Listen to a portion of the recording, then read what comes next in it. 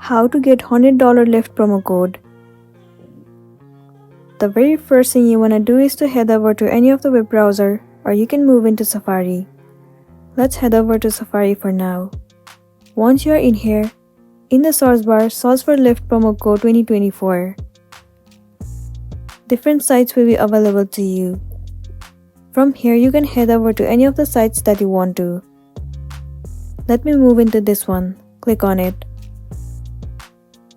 You will be landing on this interface. In this page, tons of different coupon codes or promo code will be available to you. You can also search for $100 coupon code over here.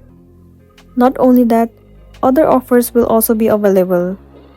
Once you find a suitable promo code for you, click on it. And here you can see the promo code is available. All you want to do is click on copy and copy this promo code.